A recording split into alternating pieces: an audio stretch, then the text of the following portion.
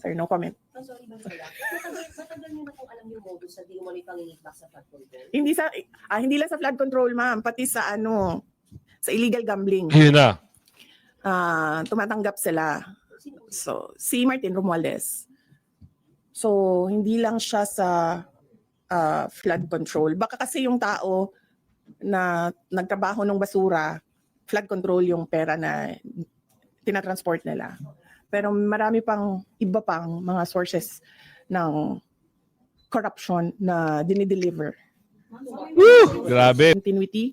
Ang expectation noon is that there will be continuity on the projects like the build projects of the former administration at yung mga iba pa na nasimulan ni dating Pangulong Rodrigo Duterte, pero wala naman tayong nakita. 3 days before, kailangan yung malaman? Ko. Ikaw na nanonood, tama ba to? Sa palagay nyo yung sinasabi nito, ni Tocson? Yes. Magandang hapon muli sa ating mga kasama. Nandito na naman si Kuya Goods nagbabalik. At syempre, kung di ka pa nakasubscribe sa ating channel, pa-subscribe na lang po at hit mo na rin yung bell para updated ka sa ating mga video. Eto na. Marcoleta, ha?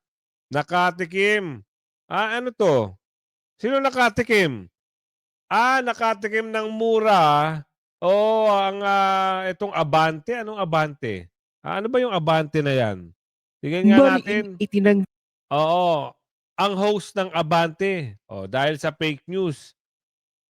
Gawa-gawa kasi ng fake news itong mga ito eh. Dinadawit yung asawa ni Senador Marcoleta dito sa mga anomalya. Anak ng tipaklong. Ano ba? Hindi naman kontraktor yung asawa ni Senador Marcoleta at hindi siya napapangalanan. Ano ka nalaman? Insurance company. Insurance company ang negosyo. Dawit yung pangalan ng asawa. Tumahimik nga kayo. Nililigaw nyo lang ang usapin. At dito matagal na namin alam. Sara, on corruption, accusation versus Romualdez. Ito pa nga meron pang lumalabas na, alam nyo kung ano yung lumalabas. Hindi lang pala flood control, maski sa mga gambling. Maski sa mga gambling ay nadadawit ang pangalan. Sino? Sino? Ito si Balulong, nadadawit ang pangalan dahil konektado raw sa alam nyo na. Mahilig kasi matakaw sa pera. Di ba? Mamaya babanggitin niya ni BP Sara. Mapapangiti na lang kayo. Pero siyempre, ituloy muna natin to para maintindihan natin lahat ng mga nangyayari ngayon. Pasok. Mariing itinanggi ni Sagip Party List Representative Paulo Marcoleta, anak ni Senator Rodante Marcoleta, ang inilabas na ulat ng Billionaire News Channel tungkol sa umano'y conflict of interest ng kanyang ina, si Edna Marcoleta, sa insurance firms na nagbigay ng bonds sa mga kumpanyang pag-aari ng mga mag-asawang Diskaya. Insurance lang naman pala. Ano koneksyon ng asawa ni Senador Marcoleta? Negosyo, insurance. Tapos naknambugi naman Wag naman kayong ganyan. Para may masabi lang kayo at may matumbok lang kayo, bawi-bawi. Ganun ba 'yon? Iuugnay nyo yung pangalan ng Marcoleta dito sa mga Diskaya? Hindi naman kontraktor to mga to. Naknambugi ka talaga. Tuloy. Liwanag niya na ang kanyang ina ay isang independent director lamang ng Stronghold Insurance at hindi co-owner o regular director. Dagdag pa ni Paulo Marcoleta, wala umanong direktang koneksyon ng kanyang ina sa anumang transaksyon ng Stronghold sa mga kumpanya ng Diskaya. Kayo ang bistado. Billionaire News Channel. Bistadong-bistado ang bias nyo. My mother, Edna Marcoleta, is not a co-owner, not a regular inside director, but an independent director of Stronghold Insurance. Billionaire News Channel should know that an independent director is not an employee of the company, has no such material ties no substantial shares, Mm. no hand in sales and marketing activities, no significant professional relationships with the company or its stakeholders. So ano ang nabisto ninyo? That there is no direct connection between my mother and the transaction made by Stronghold. And Ayan na. Nasupalpal tuloy kayo. Ni Congressman Paulo. Pahiya kayo, no? Magkano? Ay, tigil-tigilan nyo na yan. Mapapahiya kayo sa mga gagamit kayo ng mga eksena na iuugnay nyo doon sa asawa ni Senador Marcoleta na meron daw koneksyon. Oo, alam nyo, pinagpiestahan ngayon ng mga bulager. Itong issue na ito. Pero dapat nakatuon kayo sa issue ng flood control. Dapat doon kayo nakatutok. Hindi rito. Uugnay nyo pa. Gagawa-gawa kayo kwento. At doon sa mga bulager na sumausaw, oo. Ayos ba? Yun lang. Ito, matagal na namin alam. At accomplishment ng OBP, ipinresenta na ni Bibi Sara. Nagbabaitan sila, di ba? Alam na sino ang presidente sa 2028. Alam na kaya nagbabaitan sila. Tsaka walang mga objection eh. Binigay talaga yung good job yan. Pero hindi makakalimutan ng mga Duterte ang mga pinaggagawaan nyo. Hindi makakalimutan yun. Lalong-lalo na yung mga pagdadala nyo kay Tatay Digong sa dahig. Hindi makakalimutan ni BP Sara yan. At eto pa, may banner pati ito si Tocson eh. Tocson, guten sa oath even without notarized affidavit. Okay, but credibility not in question. Sabi nga natin, sabi ni Aling Ledesma, kahit peki pa sinasabi niyo yung notaryo, nanumpa naman dyan, mas matibay ang panunumpa. Mas matibay yun. At tatanungin mo, bakit kailangan mo malaman kung may ipapasok na witness? Ano yan, scripted? Gusto mo scripted? Ito talaga si Tocson, no? Mamaya, abangan nyo yan. Pero ipasok muna natin itong napapangiti si BP Sara eh. Talagang, BP Sara, ikwento mo sa amin para kahit kami ay masiyahan din sa mga balita mo na yan. Pasok. Lang dun sa mga lumalabas sa Senate hearings, allegations of bags of money being delivered po kay Congressman Zaldico, Congressman Romualdez. Mm-mm. Do you have any reaction on that? Billions of money po. Well, matagal naman matagal naman namin na alam yan dahil matagal naman na yan pinag-uusapan. Simula pa lang noong pagpasok namin as President and Vice President, naririnig na namin yung delivery ng mga pera na nakalagay sa mga suitcases. Pero ngayon lang siya lumabas in public dahil merong witness na nagsabi na siya mismo ang nagdadala nung mga suitcases na yon. Hindi siya odd for Martin Romualdez because he was already involved in heavy luggages doon sa Okada case. Kung maalala ninyo, doon sa State of Delaware case sa Amerika, nabanggit na yung pangalan niya doon at nabanggit na rin yung pangalan niya doon na tumatanggap ng pera na nakalagay sa luggages. So ganun talaga yung modus nila.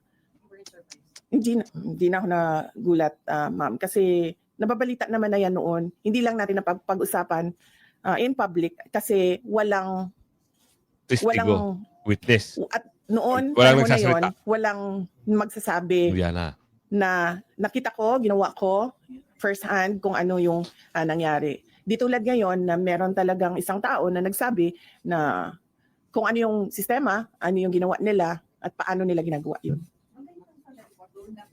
Last Friday daw, his brother Sir Bong was not allowed to visit him as the detention.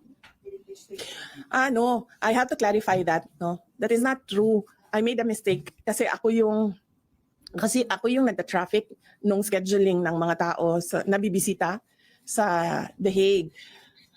Noong merong pinasa sa akin na listahan ng schedule, akala ko yun na yung final confirmed schedule.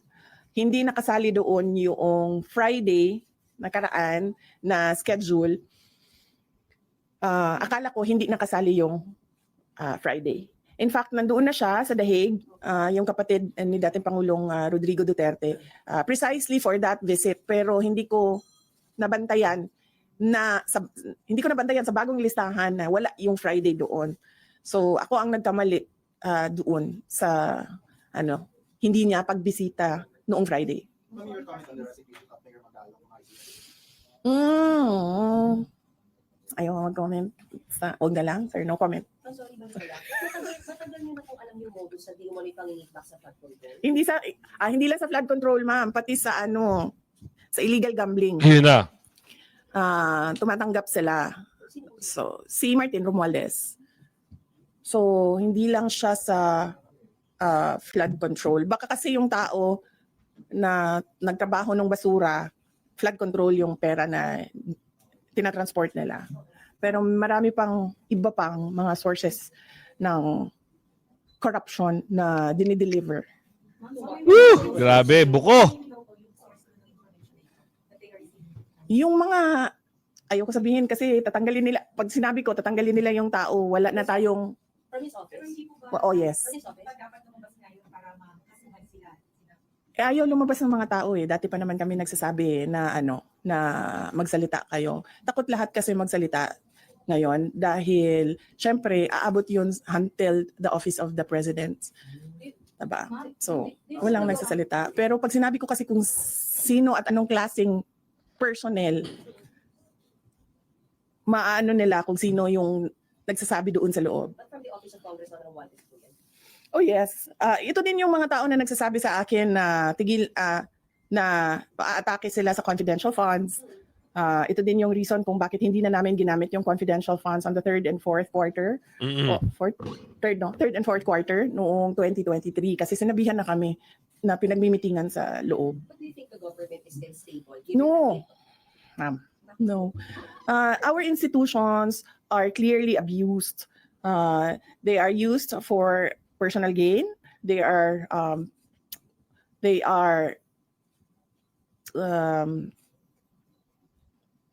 used for personal gain, and we have already seen the testimony of witnesses about corruption.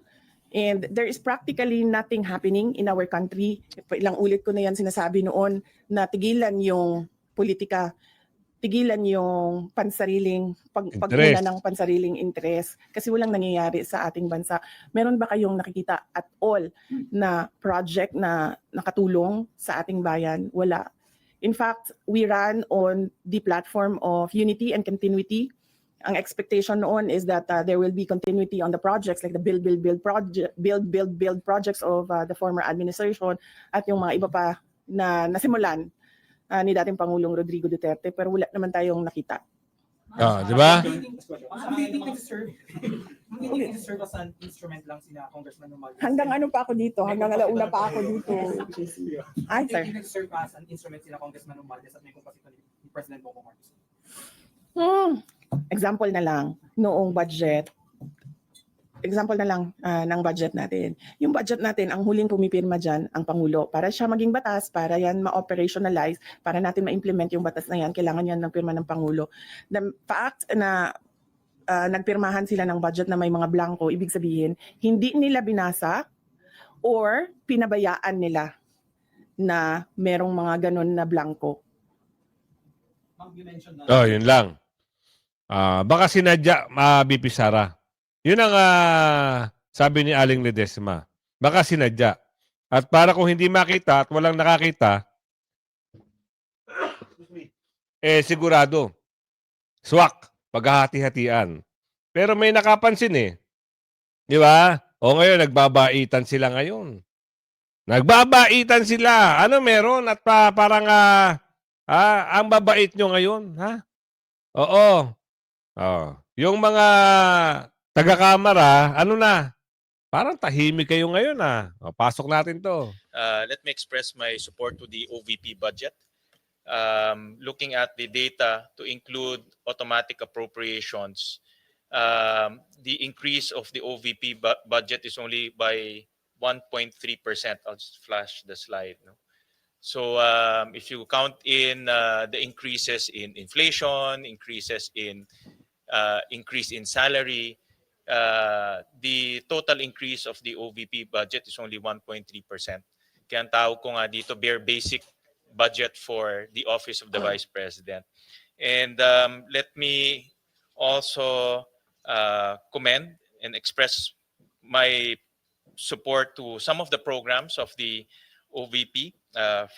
One of the programs na alam ko mahalaga sa mga kababayan natin, yung Pagbabago Campaign Project, in which nagbibigay ang OVP ng mga school supplies. Simpleng bagay ito, pero sa mga constituents natin, ang school supplies, napakalaking bagay na rin.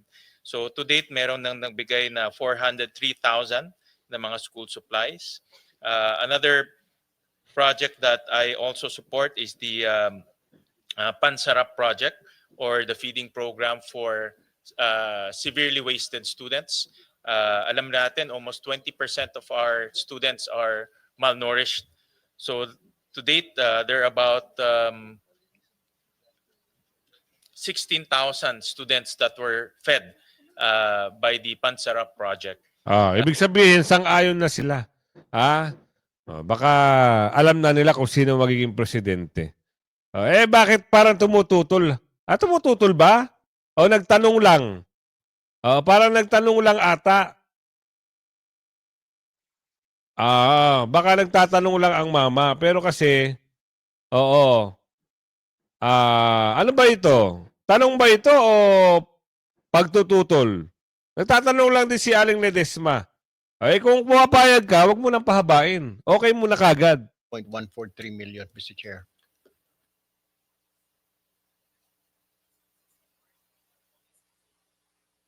Mr. Chair, may I be recognized? Attorney Sanchez. Thank you, Mr. Chair.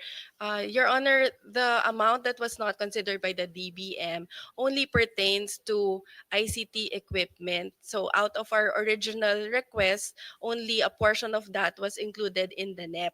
So we will just reprioritize the ICT equipment that we will procure, and will work within the budget that was provided in the NEP. So, Mr. Chair, nabawasan po ito para sa ICT po ninyo. So, saan ho na manggagaling ngayon yung kailangan ninyong purchase for this purpose, Mr. Chair? As mentioned, Mr. Chair, we will just review our requirements and prioritize based on the urgency of the ICT equipment that we need to procure. So some of the items will have to be deferred, or we may need to forgo some of the items, Mr. Chair. Ano-ano po, Mr. Chair, mga bago existing programs ng OVP na popondohan po ng OVP this year? Kasi Alam nyo naman, wala namang nilulusta yan. Wag naman kayo Kayo nga hindi ngayon pinagtatanong sa mga budget nyo eh. Bakit ba interesado kayo sa budget ng OVP? Alam naman ng taong bayan na napupunta sa maganda at walang nalulustay. Hindi kagaya doon sa mga nababanggit na pangalan, anak ng bugi naman, kahit saan magtago, hindi makakalusot. Bakit?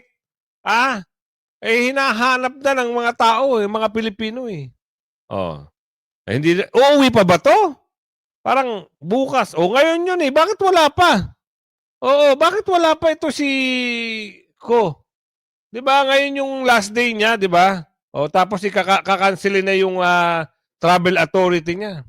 Pag hindi ba siya bumalik, anong mangyayari? Tanong lang. It's decision day for Congressman Zaldi Co. House Speaker Boji D gave him 10 days to return to the country, and that deadline falls today.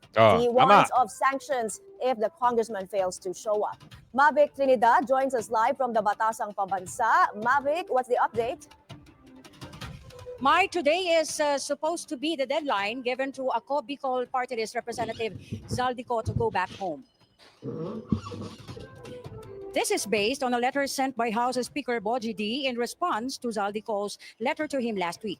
D reiterated that if Co does not show up today, he will be forced to discipline the congressman and possibly impose legal sanctions against him. Kagaya ng anong legal sanction ang pwedeng ipato kay Ko? Information on Congressman Co was that he went to Madrid, Spain from Dubai and Singapore. The House leadership had to cancel Co's travel clearance for him to be able to force him to return to the country. There is no certainty if Co will beat the deadline. His whereabouts remain unclear as of this moment. According to a congressman who wished to remain anonymous, Ko has been in Paris, France since last week. In fact, evidence has also been found of the congressman's house in Paris, France. According to a billionaire news channel source, Ko's house was located at 31 Avenue Montaigne in na. the 8th district of Paris. The Ito masaklap dito, mga kasama. Yang number 31, Paris, France na yan. Baka mamaya, oo, magsipuntahan dyan ng kababayan natin Pilipino at alam nyo na, sa sobrang galit. Diba? Pwede mangyari yan. Bakit hindi? Pwede ho mangyari sa maraming Pilipino ang nasa Paris. Maraming Pilipino ang nasa Europe. Maraming Pilipino ang galit. Oh. Paano kung batuhin ng kung sakali baka pwedeng mangyari, batuhin ng kamatis, itlog. Oo, kasi kita nyo, alam na kung saan ang bahay. Oh, kung ikaw ang tatanungin ko, lagi ka naman nanonood sa akin, shout out sa iyo Oh, kung ikaw, sa number 31 na yan, kung makita mo yan, anong gagawin mo? Type mo lang sa comment section. full front of the building is not visible because the ground floor is under renovation. The said area is known as a tourist spot where guests buy from a wide choice of branded products. The place is known to be where famous personalities such as the royal family, celebrities, and politicians stay. We will wait for updates regarding... Talagang pang mayayaman pala yung lugar na yan. Hindi biro, ha? Hindi biro. Pero anong gagawin nyo? Alangan na magsalita lang kayo niya, wala kayong aksyon. Si Tatay Digo nga, napadala ng napakabilis. Dito, pwede naman kayo makipag-ugnayan sa Interpol para hanapin at biglang pauwiin. Bakit hindi kaya? Diba? Ano sagot nung isa yung nangingitim? Hayaan na lang daw yung yan ang sinasabi natin. Pag umuwi ito si Saldico, sabi ni Aling Madrid, baka magkaalaman. Baka mayroong pumiyok. Baka may kumanta. Kung hindi na masintonado, ituro kung sino dapat ituro, yari sila. Doon na sila magkakarambulan. Ito pa. Tokson. Ano may pinagsasabi mo, Tokson? Nagugulat na lang kami sa mga banat mo eh. Totoo bang na, mambabatas ka ba? Alam mo ba yung mga pinagsasabi mo? Alam mo ba yung mga, tuloy na natin to. May iba lang ako, tungkol lang doon sa last hearing ng Huwebes. Yun po bang prinisinta ni Senator Rodante Marcoleta na witness, yung Orly Gutesa, na-vet muna po ba ito ng komite? O bigla? Wala. Natatol. Hindi ko nga alam na bigla si may pipresente. Wait lang Kailangan ba malaman mo na mayroong testigo? Para saan? Para magawang kagad ng script? Ganun ba yun? Sabi ni Aling Ledesma.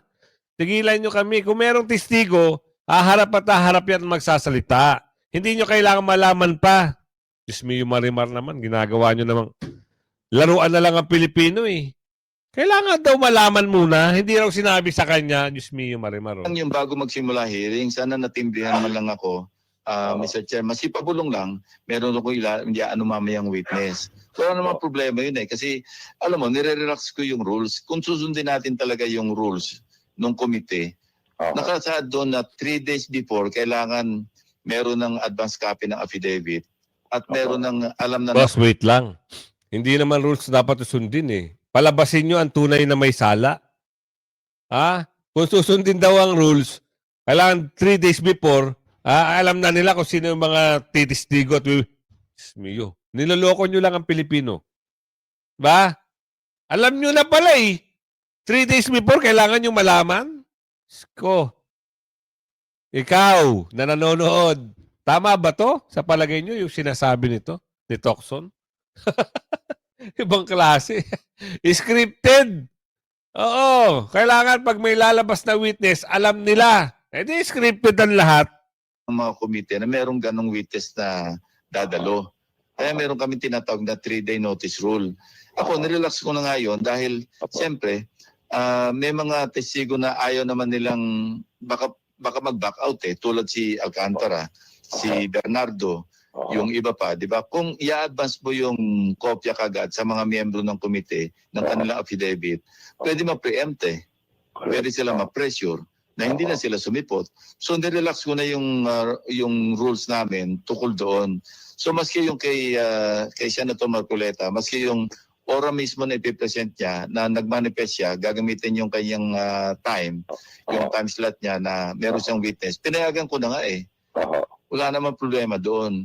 Kaya lang naman nagkaroon ng aberya dahil lumabas yung notaryo at sinasabi niya hindi ako yung notaryo dyan. Without that, walang problema eh. Kasi yung maski even sabihin pa ng notaryo na okay, hindi ako nagnotaryo dyan. As far as yung Blue Ribbon, under oath naman siya nung kanyang sinalay. Oh, yun naman pala. Alam mo naman pala, bakit sinasabi nyo na peki? Pinalalabas nyo na peki. Sino ngayon ang lumalabas na peki? Under oath. Alam mo naman pala na under oath eh. At mabigat na ebidensya na yan. Mabigat na, ano na yan. Di ba? Kung alam nyo, nalumpa sa sambayan ng Pilipino, coverage ng live, coverage ng recorded man yan, hindi mo na para sabihin na pinagkakalat pa na yung peki daw yung notaryo. Sino nagsasabi niyan? Marami. Kumalat yung peki na notaryo. Ano naman? Patawag nyo rin yung nagnotaryo at saka yung attorney doon. Kasi doon malalaman kung sino talaga yung nasa likod ng binabayarang abogado na yun. Kasi tie-up yan eh. Negosyo. Pinagamit yung pangalan. Lisensya. Sumabit. Dinanay ngayon kasi hindi naman daw siya. Alam niya kasi malaking iskandalo. Sino ngayon ito? Na may libro yan. Hindi pwedeng hindi. Diba? Andun yung number. Book number. Sa lahat yun eh. Kaya sa akin, parang, okay, let's set aside kung hindi man talaga siya na notaryo, pero sumampa naman siya sa Blue Ribbon na diba? bawang katotohanan sasabihin niya, okay na rin yun, pass na rin yun. Kaya lang naman nagkaroon ng problema dahil nga lumabas yun si Atty. Espera. So kung halimbawa, tinanong naman siya ni Senator Marcoleta, ikaw ba mismo nagpunta sa notaryo? Ikaw na mismo nagpunta at ikaw ang nagpanotaryo? Sumagot siya ng oo eh. So ngayon lumalabas, kung paniwalaan naman natin si Atty. Espera, hindi talaga nagpunta si Gutesa doon. So ang issue rito, kung nagsinungaling ka na pumunta ka sa notaryo at mapapatunayan later on na hindi ka pala nagpunta, kung nagsinungaling ka sa aspeto na yun, sa isa, pwedeng paghinalaan ka, nagsinungaling ka sa lahat. Pinahahaba nyo lang kasi ang usapin eh. Ang problema dito, yung kurap na durobo. Kung sino-sino pa kasi kayo na tumutukoy. Tapos na sana ang investigasyon na ito kung hindi nyo inagaw kay Senador Marcoleta yan eh. Bakit ba kasi meron bang, sabi ni Aling Marie dito, bakit ba kailangan may cover up pa? Huli na ang malalaking isda. Ipapatawag na lang, isusupena na lang. Pwede naman pala isupena. Dapat nga eh. Kasi napapangalanan, hindi ito milyon, hindi ito pipitsugin pera. Bilyon ang usapan dito. Kahit nga si BP Sara, alam eh. Kasasabi niya lang. Diba? Hindi lang sa flood control ang korupsyon. Maski sa sugal. Kita nyo na. Kita nyo na. Ayaw nyo pa ipatawag. Oo. Magkano? Ilang maleta ba kasi sabi ni Aling Madrigal dito? Ilang maleta pa ba? Kulang pa ba yun? Ay, baka mag-aminan eh. Baka magturuan na eh. Kita mo nga si Ko, hindi pa lumalantad. Ngayon yung pinaka-deadline ng kanyang 10 days na binigay sa kanya ni Bojing D. Ni Speaker. Bojing. Ngayon yung pinaka-10 days. Asa na? Akala ba uuwi? Yung nangingitim. Ano na? Paliwanag mo dyan. Interpol. Wala pa ba? Waving? Interpol is coming? Wala pa bang ganon? Nako, alam na. Meron talagang hokus-pokos dito talaga. Ibang klase sila. Yun ang issue. Pinaliwanag yun ang issue. Falsity in one, falsity in all. In all, yeah, tama. So sumumpa pala siya na siya mismo nagpanotaryo. Sinabi. May transcript eh. Nakita ko yung transcript ng pagtatanong ni Senator Marcoleta. Tigilan nyo kami. Kayo nga eh. Huling-huli na eh. Sususpendo nyo yung Diba? Saka lagi kang namumula. Pag sumasagot si Senador Marcoleta. Insecure ka ba kay Senador Marcoleta? Tanong lang Nagtatanong lang ho kami. Bakit pa gigil na gigil kayo at pulang-pula kayo pag si Senador? At pag hindi nyo nagustuhan ang sagot ni Senador Marcoleta, pumubok po kayo. Suspended. Pinapatayan pa eh. Meron pang pagkakataon na pinapatayan ng mikropono eh. Para hindi makapagsalita eh. Bakit ganun kayo? Be fair naman. Oo, pag hindi na kaya, wag na kasing i-depensahan ng mga boss. Wag nang ganun. Wala nang depensahan. Pag hindi na kaya, tigil na. Kaya ka napapaghalata kayo. Huling-huli na kayo. Hindi kayo makakalusot. Sa camera. Ang dami na camera nakatutok sa inyo. Maski yung nakasuspend na, may lumalabas pang balita. Hindi nyo mapipigilan yan. Oo, kasi ano yan, media. Totoo, di ba? Ano ba yung pag-uusap nyo? May plano pa nga eh. Tapusin na investigation. Hindi yung matatapos yan hanggat hindi lumalabas. Itong si Kulangot. Hindi matatapos yan hanggat hindi humaharap. Ito yung si Dorobo, si Balulong. Nagalit ngayon. Bakit puro daw kasinungalingan daw kasi yung mga sinasabi? Nakikita nyo na. Wala tayong magagawa dyan. Nasa kanila ang dila, bibig Sila ang may sariling utak pero yung utak, mali pa rin talaga eh. Kahit saan angulo mo tignan, wala. Pag nagsalita, wala. Alam mo na meron silang pinapanigan. Kaya kung umabot ka sa video na ito, pakilike and share hanggang sa muli. Bye-bye!